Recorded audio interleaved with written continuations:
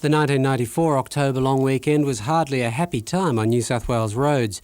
In just 4 days, there were almost 570 accidents, claiming 9 lives and leaving more than 320 people injured. Police are determined it'll be a different story in 1995. This year, of course, we're aiming at the two main points that we consider a problem is speed and fatigue, but that's not forgetting drink driving and safety restraints. Operation Slowdown begins at midnight tonight. All available radar and mobile breath testing stations will be in action. Highway patrol officers will be working extra shifts, their numbers boosted out on the road by General Duties Police. Some of them are giving up their rest days to help us on this weekend to let the public know that we're really interested in trying to keep that accident rate down. But it's not just drivers who've been put on notice.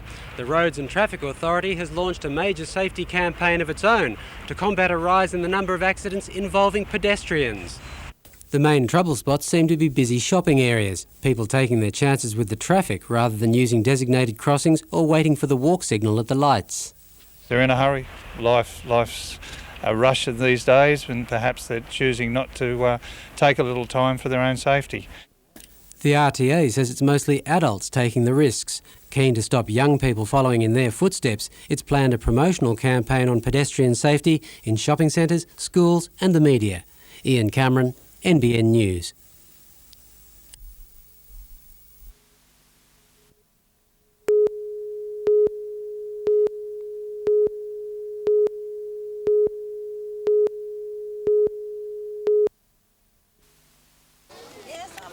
What about the A?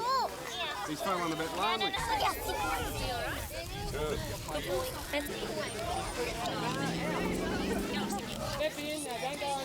Yeah. Okay. We'll grab a drink, we'll come back. Okay. I know that's what it feels like to me.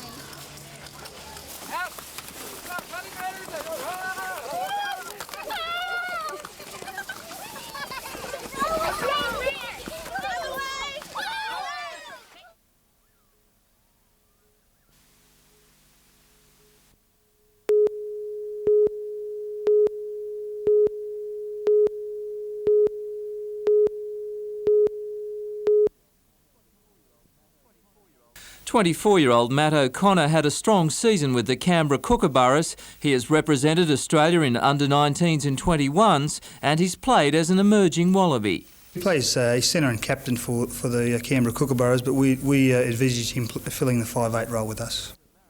The Hunter Mariners have made an offer to O'Connor reported to be around $200,000 a year.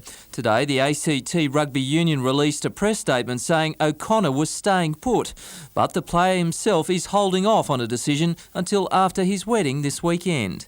I've just thought that it was fairly important to talk things through with Jo, my fiancée, and decide early next week.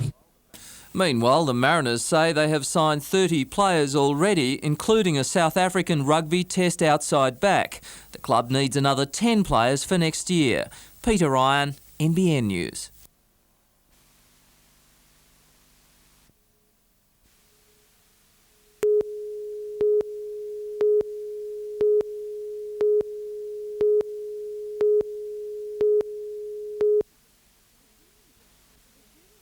The shooting deaths of senior constables Peter Addison and Robert Spears at Crescent Head in July brought home to many the dangers faced by police officers. They were gunned down as they responded to a domestic dispute.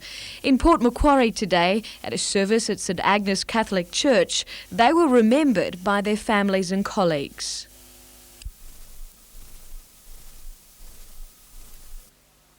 People are reminded in the starkest way that police are out there, endeavouring to keep the peace.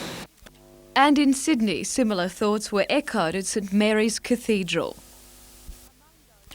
Among those at the Sydney service, the families of 3 other Northern New South Wales police officers who were shot dead. Senior Constable William King was shot in 1971 as he opened the door of the East Gresford police residence. As the Maitland Mercury's records show, he was killed by a man he'd previously arrested. 6 years later, Senior Constable Doug Eaton was killed as he investigated an intruder alarm at the Toronto Country Club. His wife Judy continues the fight to keep his killer Nicola Glessick in jail. You learn to live with it, yeah, but you never get over it. Like Judy Eaton, Anne Hayden will always remember. Her husband, Sergeant Keith Hayden, was shot dead in 1980 at Mount Sugarloaf near Wallsend as he responded to a report of target shooting. A 31-year-old man from Tomago has been taken into custody and is presently being questioned.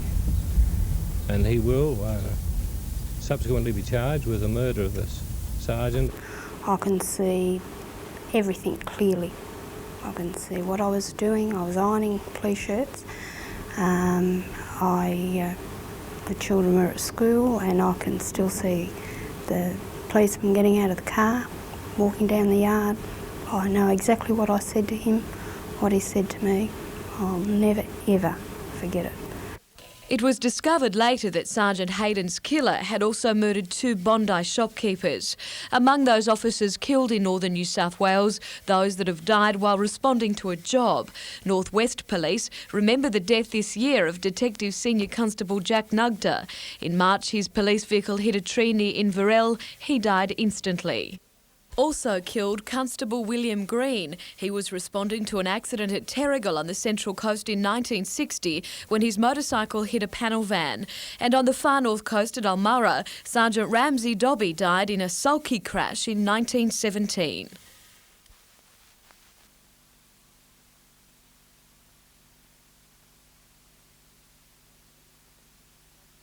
I think it's great that they give them the recognition they deserve, and they should be held in high esteem. I mean, they're out there protecting the citizens and upholding law and order and going about doing their jobs.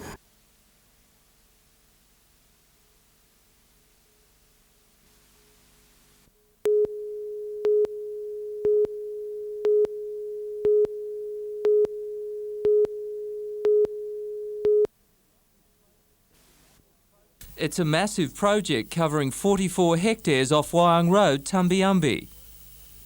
Work is underway on the Mingara Recreation Club for a 700-seat food court, shops, function centres, an auditorium, gaming facilities, tennis courts and bowling greens.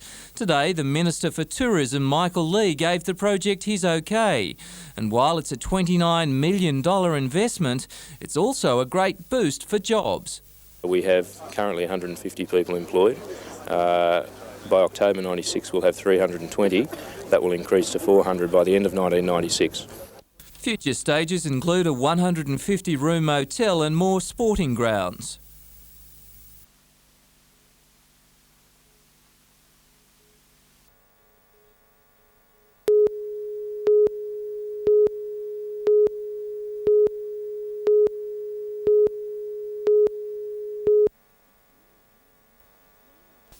It's been a long battle for Bullaroo residents concerned about lead contamination around their homes. The issue has united the small community, environmental and health workers, council and Pasminco, all parties trying to work out how to clean up the neighbourhood. Last weekend, a national delegation touring environmental hotspots across Australia stopped off at Bullaroo. It was told about the area's high blood lead levels in children and high incidence of cancer. It's important to realise, of course, that there are cancer cases in any community. What we need to do is to look at the figures, and we're currently awaiting ethical approval of that by the Cancer Council, and we'll be doing a proper study of cancer levels in the area. Launching the clean-up project, the state government today handed over $200,000 to the chairman of the area's Environment Committee, promising more funding. We're looking eventually from the state government up to $4 million. The total estimated cost is about $6 million, so we're looking at the state government contributing 2/3 and Pasminco contributing 1/3 of those costs. With 400 contaminated homes to clean up, work will take place on a priority system. On top of the list, the homes of children with high blood lead levels. That is the priority, children's health. And then you do the remediation of the rest of the homes and the rest of the town. But the town has taken such a beating, and I feel now that this may be the road back. Melinda Smith, NBN News.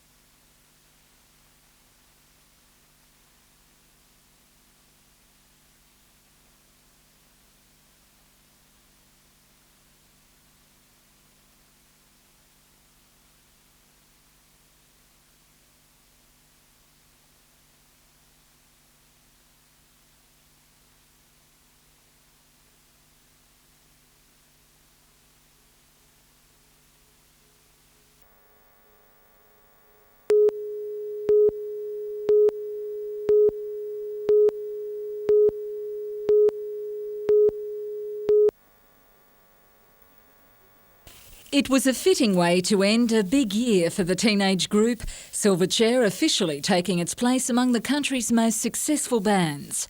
Voted Best New Talent, Best Australian Single, Highest Selling Single, Best Debut Single and Best Debut Album, the young group shied away from the limelight, choosing Josh Shirley, the son of a record producer, to pass on its thanks. The ARIA Awards are decided by more than 400 music industry representatives. The group's highest selling single, Tomorrow, voted for by millions of adoring fans. Just when everyone thought the teenagers had given the big night a miss, a surprise was in store. Silverchair +1 appeared on stage to wind up the awards, the group tackling its success head on.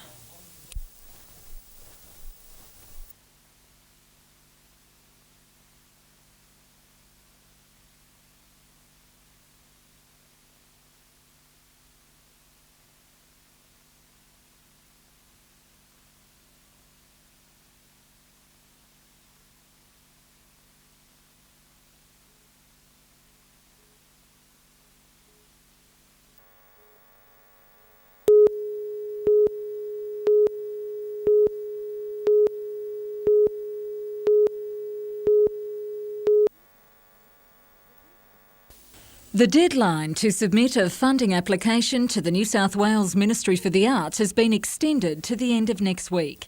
Today, the Hunter Valley Theatre Company's Board of Directors met to begin finalising the group's business and artistic plans, as well as new venues. The funding bodies would like to see us move around within the region and even outside the region, so we've taken that into account. We'll be using a number of different venues next year. Securing state and federal government funding is vital to the theatre company's future, but support from more than a dozen private sponsors is also being sought. It's been very rewarding, and in fact we've had no rejection of suggestions to them that they should help us. Next year, the company marks its 20th anniversary. It's hoping the latest appeal for government backing will be successful, enabling the group to celebrate not only the past, but also the future.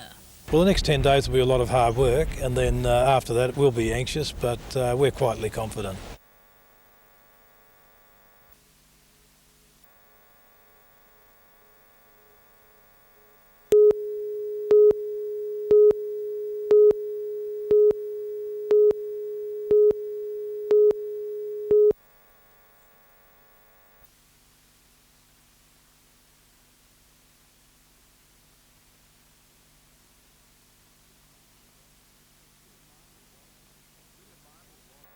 Linda Martin was a successful hoop all the way from Western Australia. Her Mount Woolgatherer returned 5:30 and 1:70 and was trained on the track by Bob Davies. Honey Swat, ridden by Newcastle Cup winner Leanne Olsen, was second, while Dead Lucky ran third. Meantime, Shorts winner Moss Rocket will leave for Melbourne next Monday to take part in the VRC Spring Carnival. Connection said the 5-year-old pulled up well after yesterday's triumph, and its main objective is the Salinger Stakes on Derby Day, November the 4th. It could well be the North's sole representative down south, as Kevin Latimer has now spelled Caulfield and Melbourne Cup hopeful Ardede. Rembetica's trainer Di Lumsden will look for a welter in Sydney, while the Perry and Lee stables are unlikely to make the trip at this stage. The good news for the Lee stable is that Magic Millions winner Zephyrs is back in work after breaking down in the Golden Slipper, and Potential Star continues to improve after its first run back last Saturday week.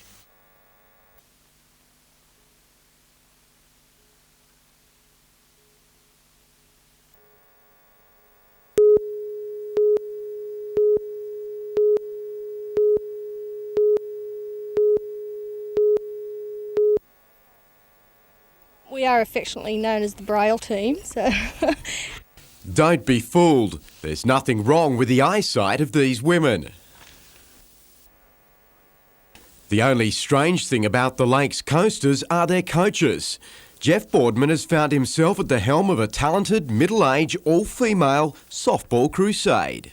13 beautiful women. Yeah, I was very lucky. While his co-coach, Kathy Redfern, is the baby of the team. In fact, she doesn't even qualify to play. How does it feel being the baby of the side and not able to play though? Disappointing, because after Brisbane I thought, because they dropped the age limit and that for Melbourne, but they haven't, so still not old enough to play. No such problems for Denise Tiplady, who turns 50 next year, making her the oldest but one of the most enthusiastic in the team, despite only taking up the sport 6 years ago. My daughter got me into it. We had a mother-daughter team, so I joined it then. Denise is a good example of the growing interest in masters sports, with the coach giving his team every chance on the diamond in Melbourne next week.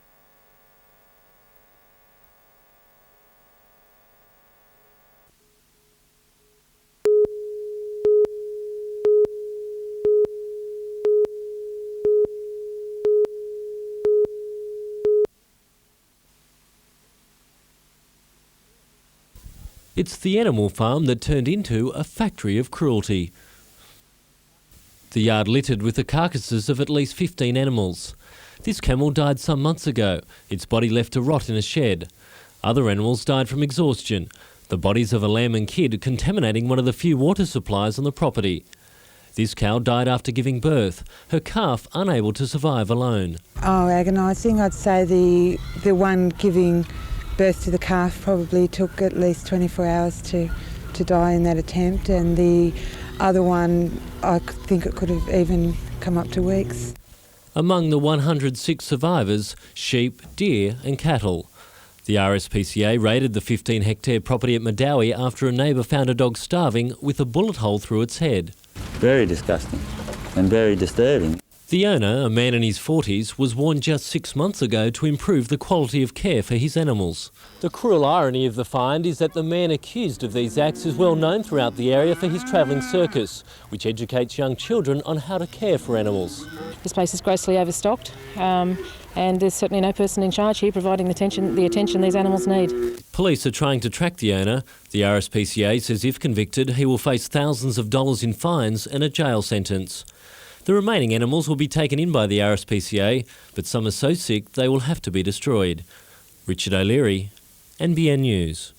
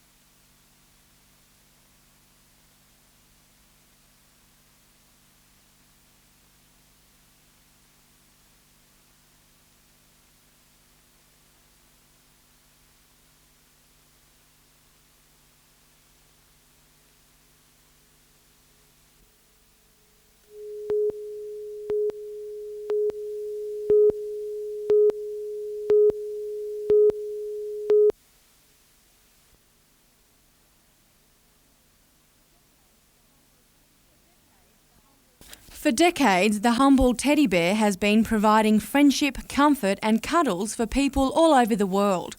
For the past 12 months, there has been an increase in the popularity of these much-loved creatures. Trevor Coates owns a teddy bear shop in Newcastle. According to him, collecting bears can be a serious business. Prices range from $3 to $2,000 for imported German bears like this one. You've got really two sections. You've got the collector, the real keen collector, who will pay $300 or $500 for a bear quite easily, and then you've got the average person who'll pay $10 or $20 and be just as happy. And there is no such thing as an average bear. There's a big one, small one, fat one, skinny one, pink or purple one, fuzzy bear, furry bear, even bears which speak their own language. I don't think teddy bears, they're 92 years old at the moment, and I don't think they'll ever die. I think wherever people are lonely, wherever people need somebody to talk to, I think a teddy bear will be there forever.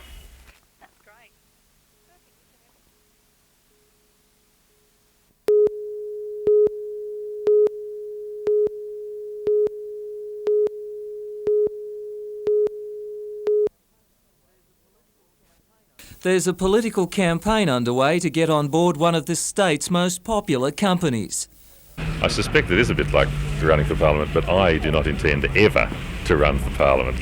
Let me give that undertaking. Nick Whitlam, son of Gough, is running for the board of the NRMA. On his team of 8 is former Cessnock Mayor Marie Callaghan and Stuart Geeson, the president of the NRMA Country Service Centres Association. Mr Geeson's inclusion has angered opposing groups, which say it gives the Whitlam team an unfair advantage, with country centres like this one at Raymond Terrace promoting the Whitlam ticket. Well, why shouldn't we? It's our businesses at stake. You know, the country service centres, of 230 odd of them throughout New South Wales, they're concerned for their business. Also on the Whitlam ticket, Anne Keating, sister of Paul. The mainstay of their campaign is to keep the NRMA's road service. Peter Ryan, NBN News.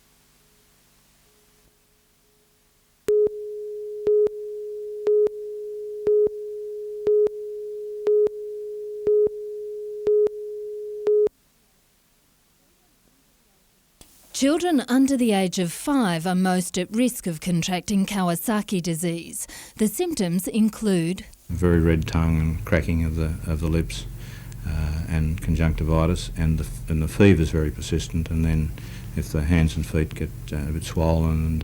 Dr Springthorpe says in some cases children can suffer heart attacks. Doctors usually only see 2 or 3 cases of Kawasaki disease in the region each year. This year, though, 10 children have been diagnosed with the condition. Parents who believe their children have the condition are urged to seek medical attention immediately. Aspirin in big doses certainly makes a difference and reduces the inflammatory reaction, and also intravenous gamma globulin, which is very, very expensive but can be life-saving in this sort of situation. Jane Anderson, NBN News.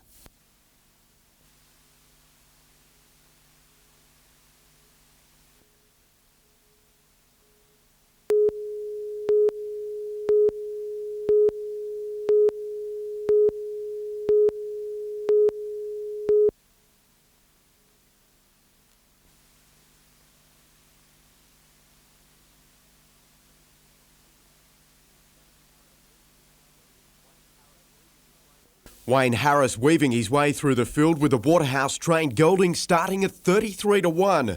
The Remus at 20s and Sir Kingy at 125 to 1 ensured a huge trifecta, which returned nearly $47,000. Now to the Rupert Steele Stakes over 1,200 metres.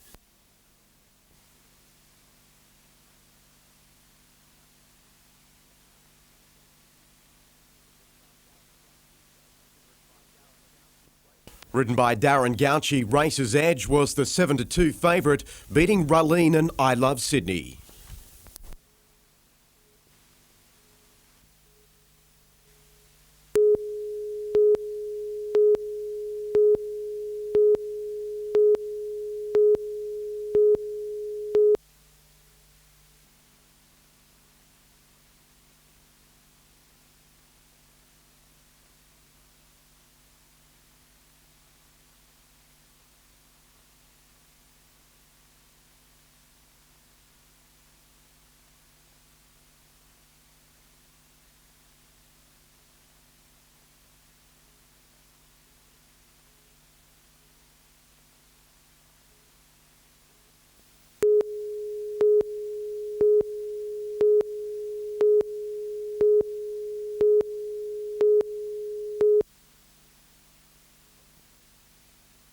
A field of 60 riders set out from Normanhurst in Sydney at 8 o'clock this morning and began winding their way up the coast. Most were using the 186-kilometre trek as preparation for the Commonwealth Bank Classic in 3 weeks. A stiff southerly offered some assistance, but didn't ease the pain of the king of the mountain climb around Mooney Mooney, which was won by Tony Morpeth. It wasn't till Doyleson that 16 riders were able to break from the pack and enter Swansea as one. After 5 hours, the race came down to a sprint finish.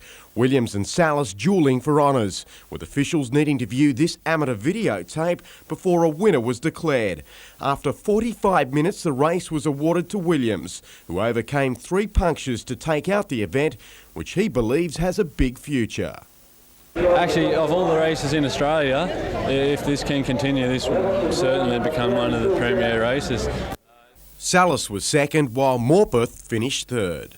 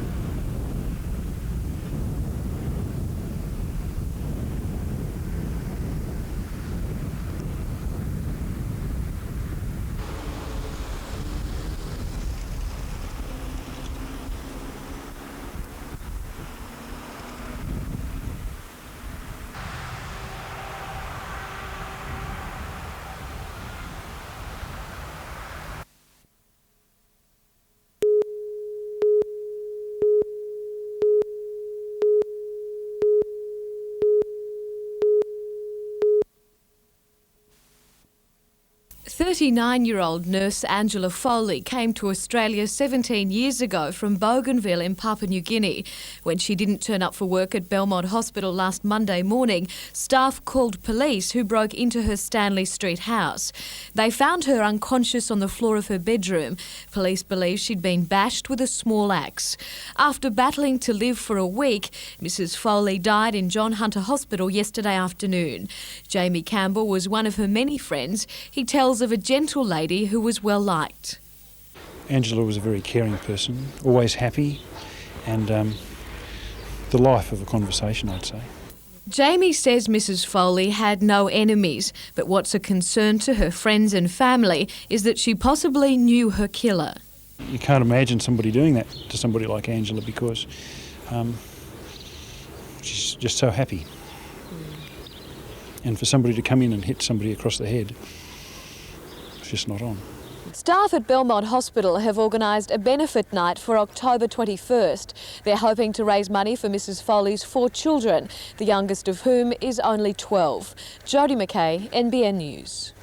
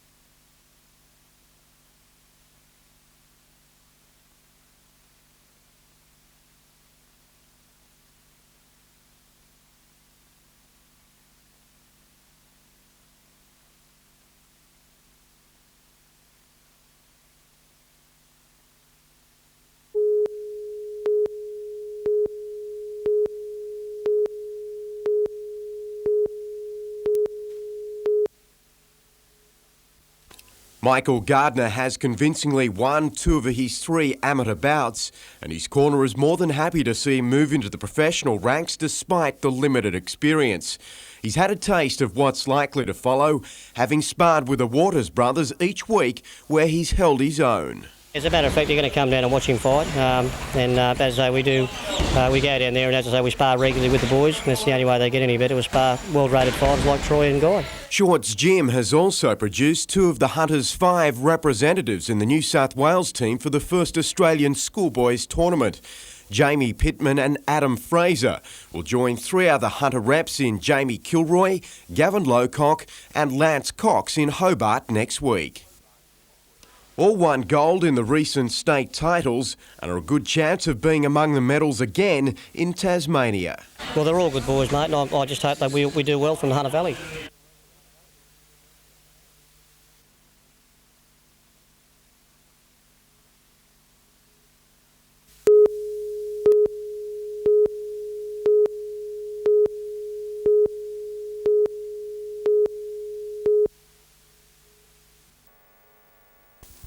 A restructure of the city's budget was first proposed in the lead-up to last month's elections. The new council has since promised a number of reforms, including how its annual funds are allocated. With major concerns about the proposed budget, it's decided to review its finances. That's placed a cloud over $8.5 million worth of planned projects, including the controversial $250,000 promised to the Newcastle Netball Association and the $500,000 earmarked for a new grandstand at the Adamstown Rosebud Soccer Club. The budget will be reviewed at a strategic meeting next week before going back to council.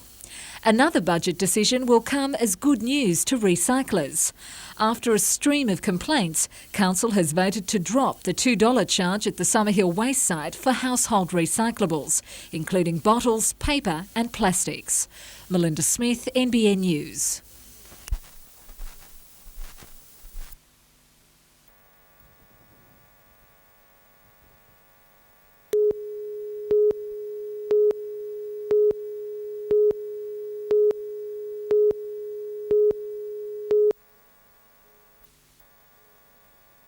The roundabout on Newcastle Road and Douglas Street at Wallsend has already gained a reputation. It's the region's first signal-controlled roundabout, the RTA installing the on and off system to help alleviate congested traffic. McDonald's also has its eye on the site. Across the road, it's hoping to build a new restaurant, but has come up against a wall of protest.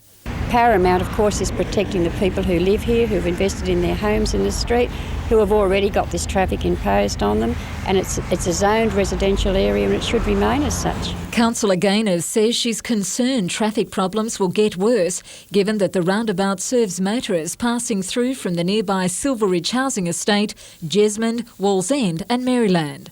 A zoning plan will soon go on public display. And then after it's been on display for a certain length of time, it will come back to council, but hopefully by that time we will have some traffic study done of this area and we'll know a lot more about it.